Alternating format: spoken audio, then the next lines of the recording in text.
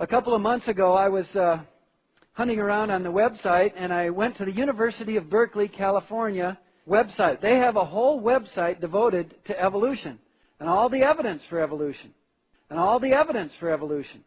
You are lying through your teeth, you little demon. The site in question is a basic teacher's guide for an Evolution 101 class.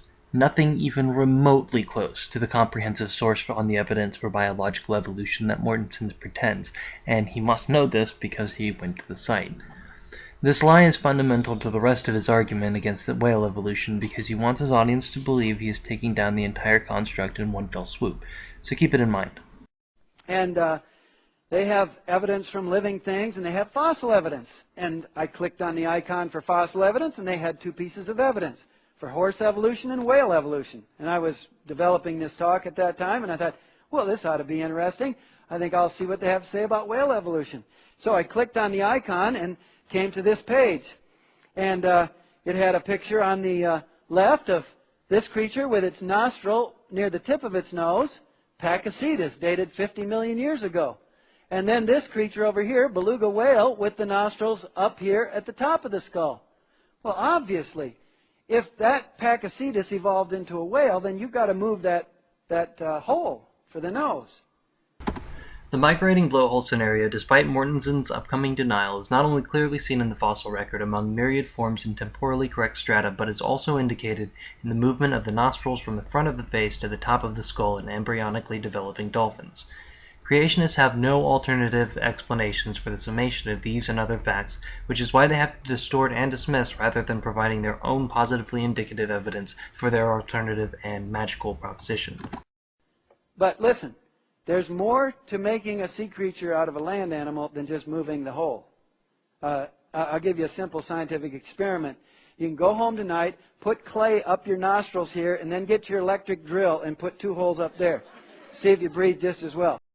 What you just said is one of the most insanely idiotic things I have ever heard.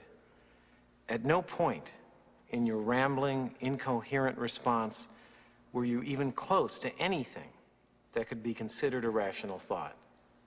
Everyone in this room is now dumber for having listened to it. I award you no points, and may God have mercy on your soul. Instead, what happens is that a population of imperfect self-replicators, which contains individuals that vary to whatever extent in ways that promote reproductive success, will tend to sire more descendants than those that do not. Such beneficial traits may be passed on to the next generation and subsequently spread out in the population, ultimately becoming fixed. These changes being cumulative, each may become exaggerated and enhanced if the environment continues to select for their improvement, eventually leading the population to be quite different from the original stock. So how it would work in evolutionary terms is that a population of mammals with their nares at the front of the skull moving into the water over successive generations from being full-time land dwellers would find a survival advantage in slightly higher nostrils. If such a minor change occurred in individuals without detriment sufficient to override the obvious benefit, then it may spread through the population, allowing subsequent generations to slowly, step by step, generation by generation, exaggerate the trait until you go from nares at the front of the skull to nares at the top. Morton's parody, of course, does not work in such a system, and only works in a world where staffs turn into snakes and water into wine, and people get carried up into heaven via fiery horses in a tornado. In other words, it's only in the world of magical thinking that such a scenario can possibly exist, and that's Mortenson's world, not the world of science. Well, I said, okay, I know what Pachycetus is, but beluga whales, I'm not an expert on whales, so I had to go on the web and hunt around a little bit.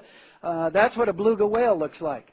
So I hunted around a little bit, found out that Pachycetus was called the earliest baleen whale. Well, what's a baleen whale? Well, I got a picture of a baleen whale. Do you understand that all ducks are birds, but not all birds are ducks? The same is the case here. All ichthyocetes are baleen whales, but not all baleen whales are ichthyocetes. And this definitely isn't.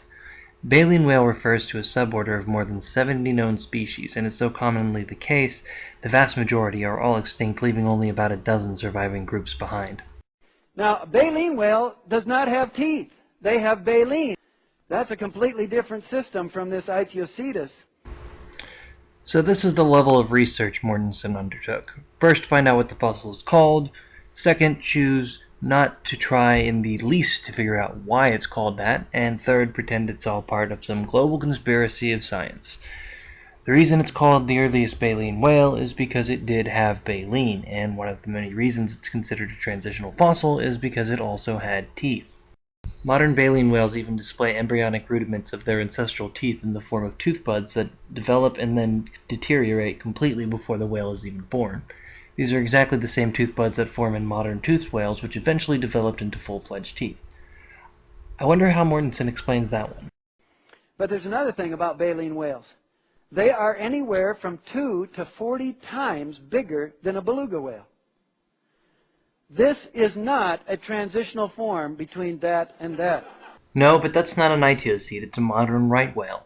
These whales grow up to around 60 feet long, and its skull ranges in size from 15 to 20 feet, while this ichthyosede skull is only about 2 feet long.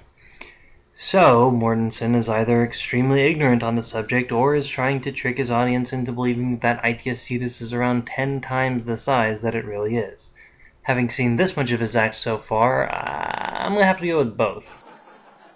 This is a 100% fully operational whale like that one is, and this is not suited for living in the water. The only source Mortenson referenced to make the claim that Pakicetus was not aquatic came from Hans Thuysen, but Thuysen agrees that in fact Pakicetus was aquatic, refuting Mortenson's only authority for saying this. Now, I can only come to one of two conclusions. Either the University of California, Berkeley scientists who put this website together are grossly ignorant about Pakicetus, beluga whales, and baleen whales, or they are deliberately deceiving the public.